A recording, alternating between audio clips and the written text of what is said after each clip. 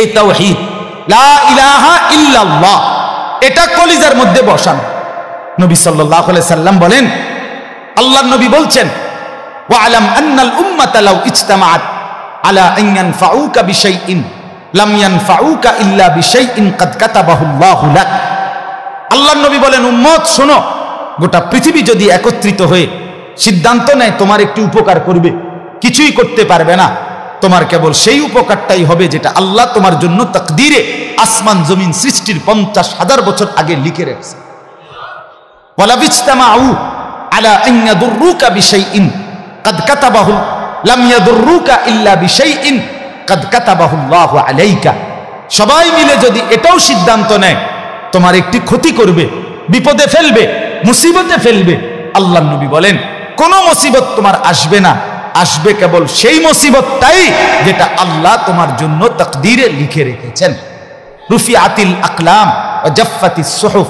নবীজি বলেন এই কথার পরে তাকদীরে, যেমন এইখানে হিলফুল ফুজুল যুব সংগঠন নাগরাপাড়া ফইটাদি, এরপরে আর লেখা নাই, আসেনি, এরপরে নিচে দিয়ে আর কিছু, এখানে এসে লেখা, এটা কি হয়েছে, শেষ হয়েছে। আল্লাহ তাআলা, রাসূল বলেন তাকদীরের লেখা এই গোটা আল্লাহর সৃষ্টি, আল্লাহ ব্যতীত যত সাই সবকিছুর তাকদীর আছে।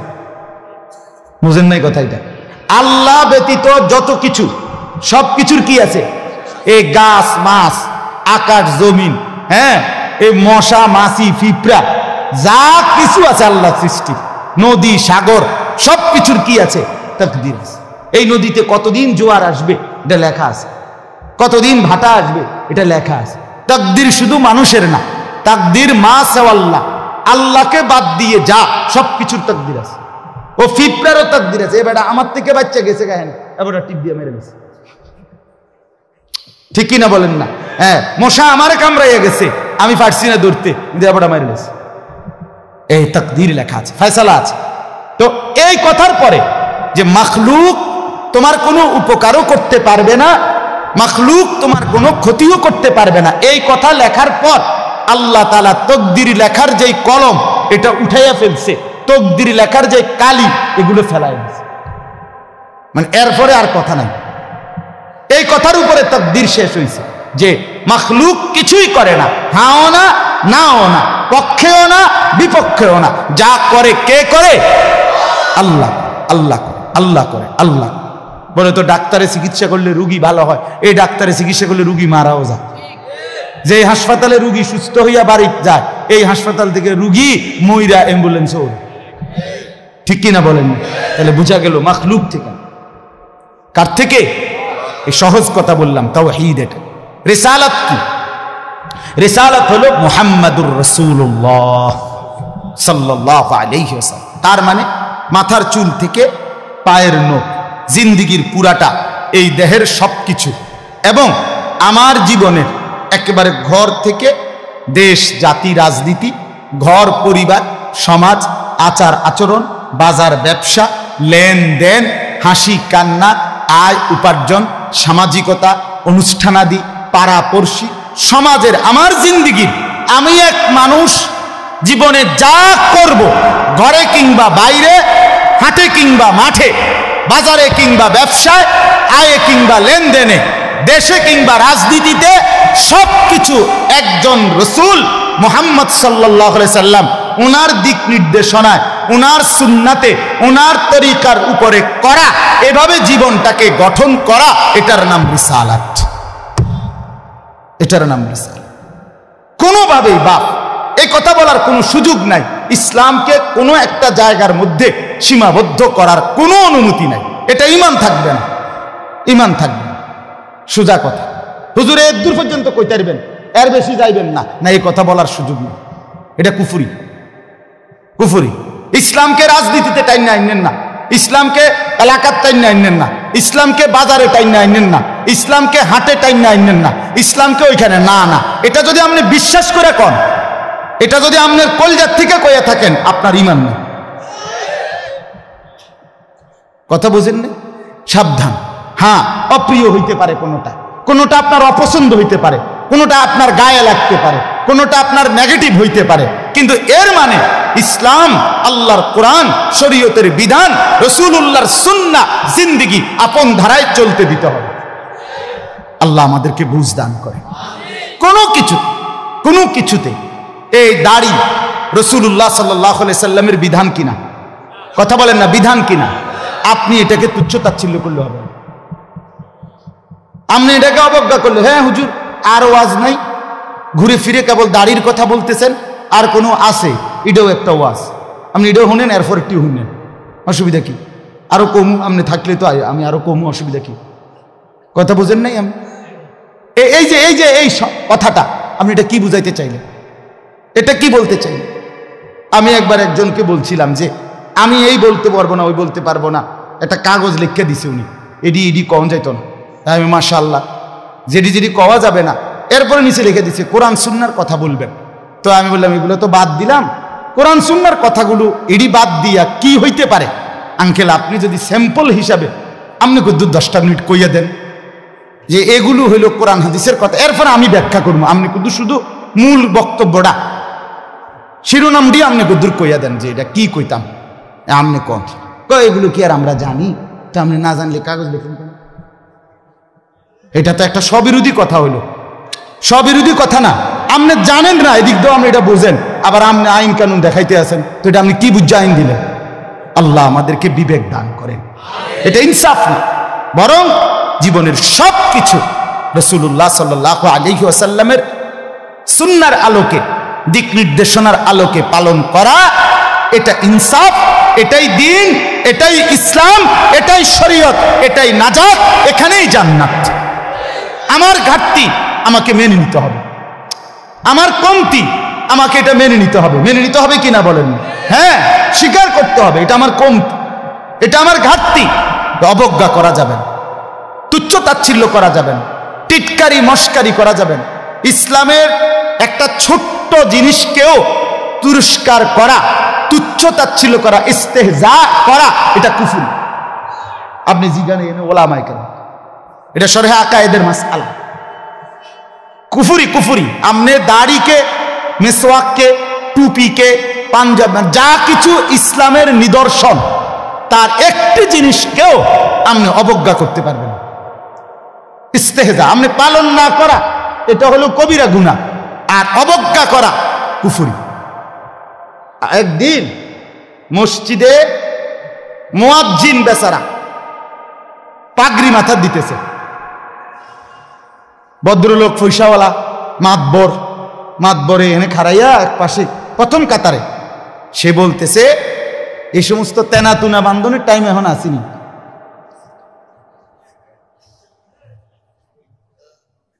বুঝছেন? হে প্রথম কাতারে পয়সা হাওড়া টাইলসের টেয়া দিছে, বুঝেন না কথাটা? মসজিদে টাইলসের টেয়া দিছে, এবারে তো মসজিদে তো উনি টাইলস না দিলে আমরা নামাজ পড়লাম বলে কেমনে? বাপরে বাপ, আপনি এটা কি বললেন?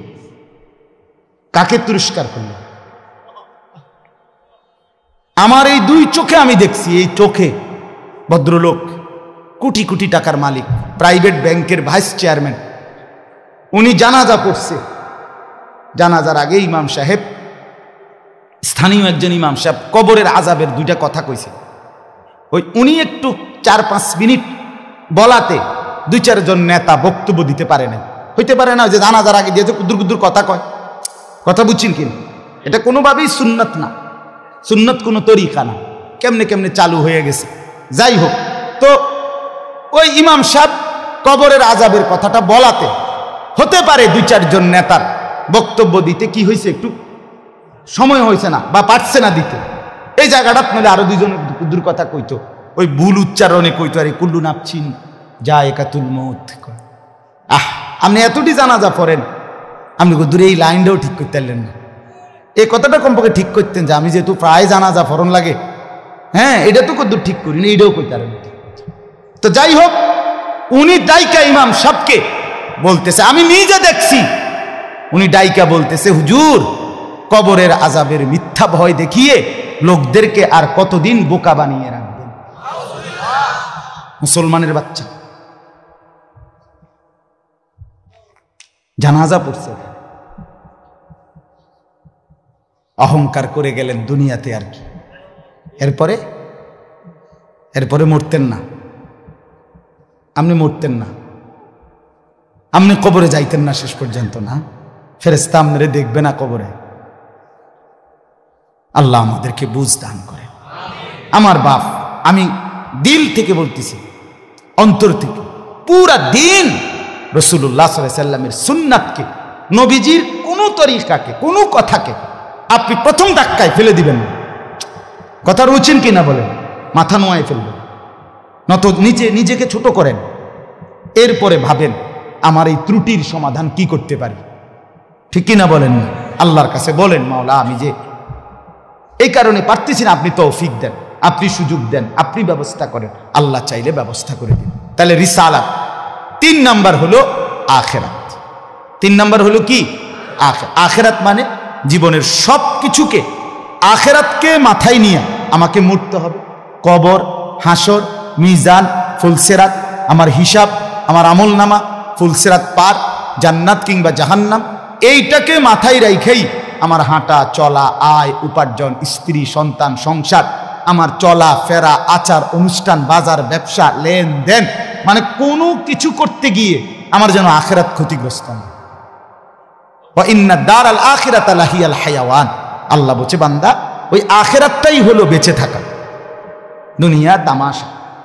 কোরআনের স্পষ্ট আয়াত, ওমা হাদিহিল হায়াতুদ দুনিয়া ইল্লা লাহবুন ওয়া লাইব।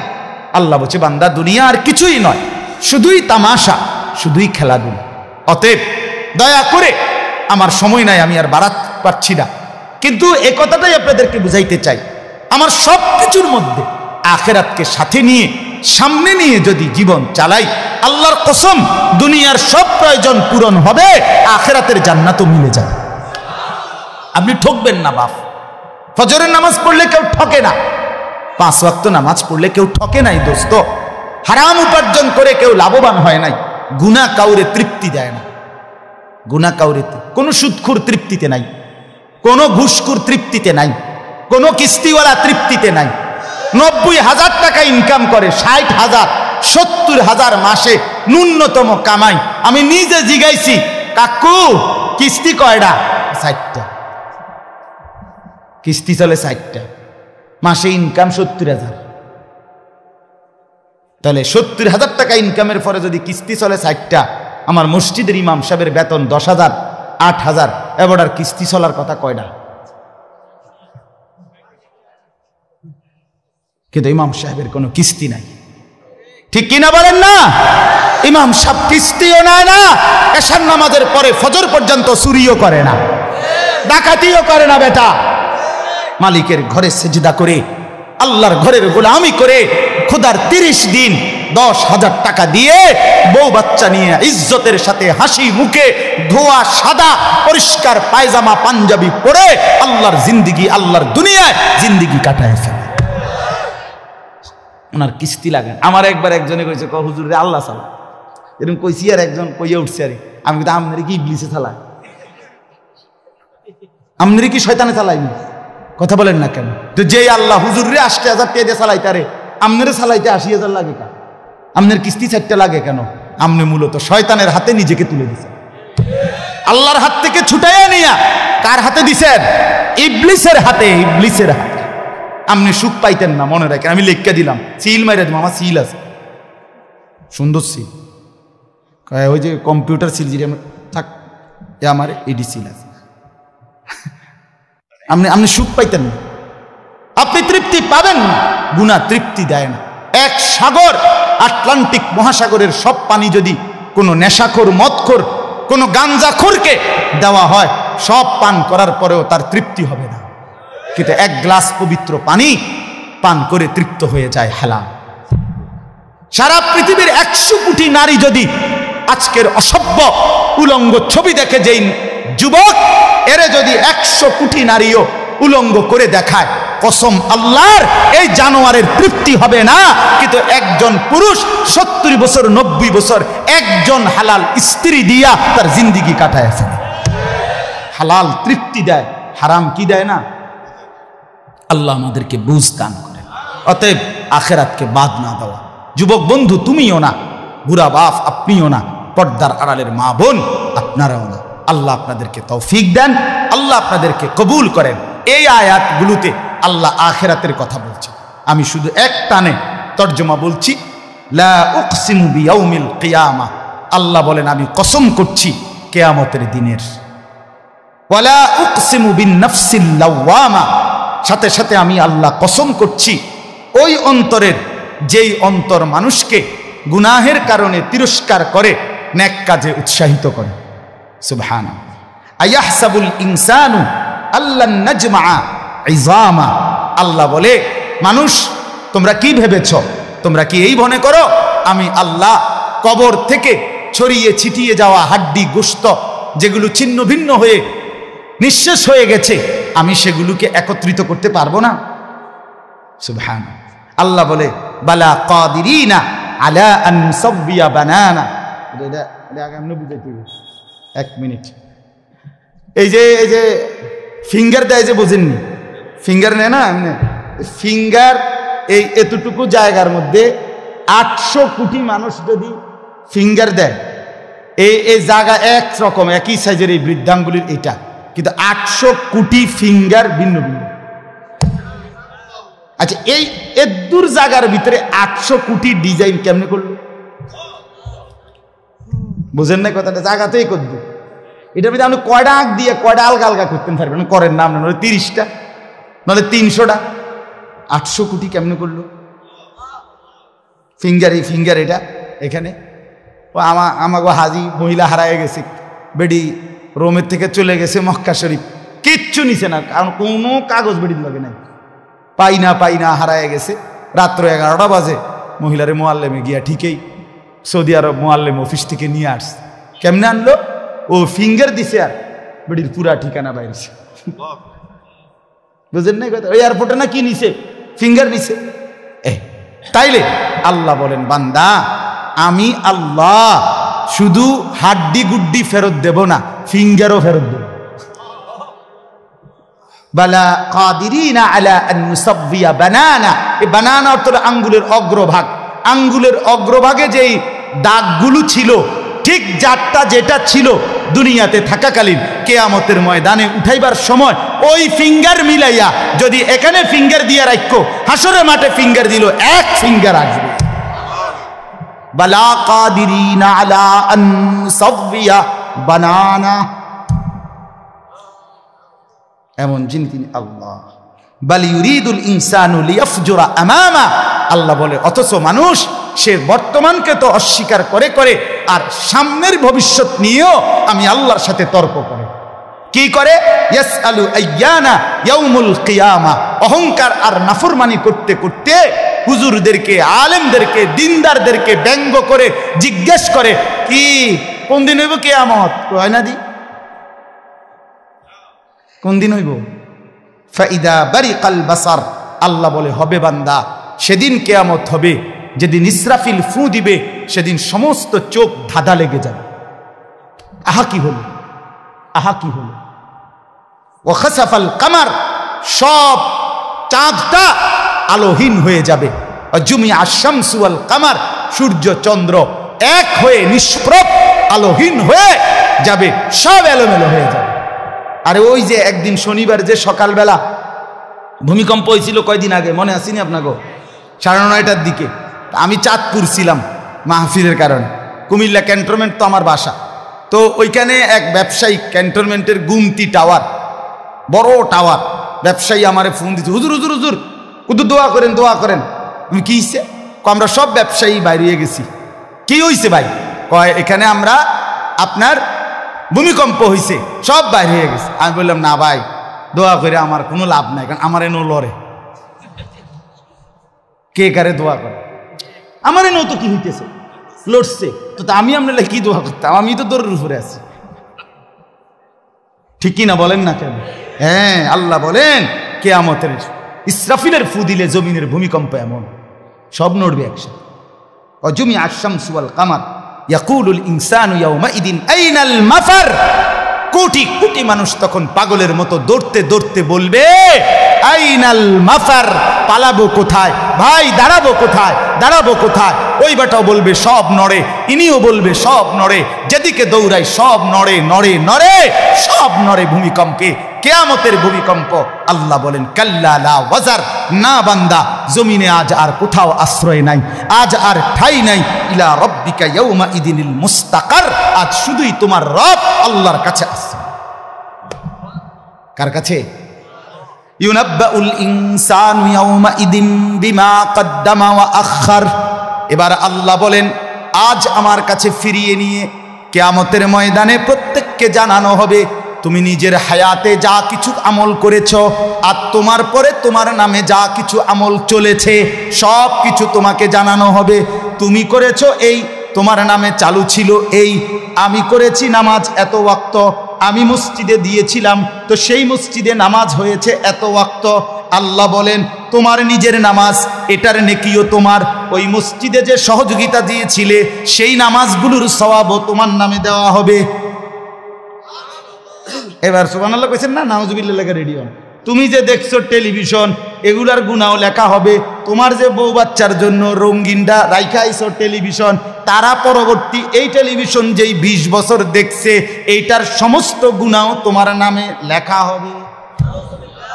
সমান সমান হইছি নি? সুবহানাল্লাহ নাউজুবিল্লাহ।